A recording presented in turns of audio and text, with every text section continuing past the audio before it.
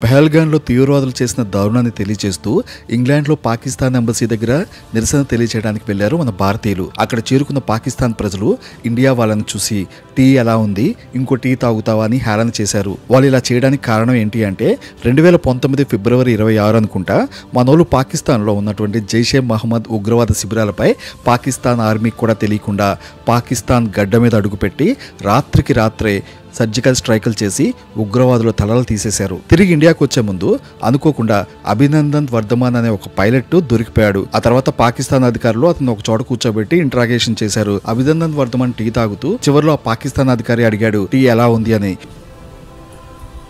I hope you like the tea. The tea is fantastic. Thank you. Okay.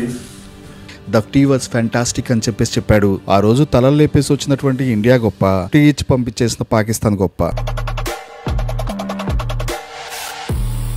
మీకు తెలియకుండా మీ దేశానికి వచ్చి మీ తలలు తీసుకొని పోయామని చెప్పేసి మేము గర్వంగా చెప్పుకుంటే మీరింకా టీ దగ్గర ఆగిపోయారు. ఆ రోజు టీ చాలా బాగుంది అని చెప్పినందుకు ఇండియాని ఈ రోజు ఎటకారం చేస్తూ మాట్లాడుతున్నారు. ఆ రోజే అభినందన్ వర్ధమాన్ మీద చెయ్యేసి ఉండాల్సింది. ఆ రోజే మీకు మీ టీకి గోరి కట్టేసి ఉండేవాళ్ళు మన ఇండియన్ ఆర్మీ వాళ్ళు. చిన్నప్పుడు మన పెద్దవాళ్ళు చెప్తూ ఉండేవారు ఇండియా ఉచ్చపోస్తే ఆ ఉచ్చలో పాకిస్తాన్ కొట్టుకుని పోద్ది అని. ఉచ్చపోసే సమయం వచ్చేసింది. మనోళ్ళేం తక్కువ తినలేదు.